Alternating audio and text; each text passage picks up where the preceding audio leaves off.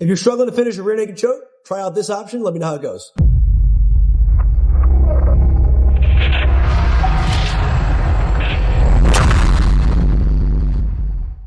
All right, so as we're here, of course, I'd like to get either my short choke or all the way behind. I'd love to trap his arms, but if we end up in this neutral spot, as I'm here, one thing that I really like is one that I stole from Damien Maia's video of grabbing the elbow and looking to rear naked choke up and in. Great option, right? But what I find is it only works well for me if I can get this hand all the way up to his trap and I have that handle. But if I get there, they also have the threat of a one-arm rear naked choke. The problem becomes when he fights my hand at the end of the lever, right, and I can't get it up, or when he traps my arm, I'm down too low and I can't get behind his trap. So as I'm here, I'm going to take that same approach of using my second hand and swimming in front, but instead of going at the elbow, because now I don't really have a good squeeze here, there's still so much slack.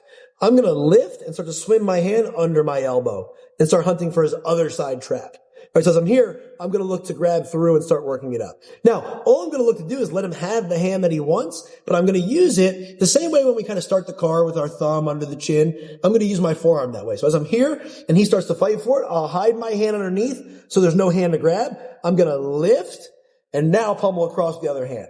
Now my head has to switch sides. If I go here and try to grab, he's going to fall this way and he's gone. So I have to follow my hand here. So as I'm here, I swim. I hide that hand underneath. I'm going to lift, swim, and pull my head to my hand.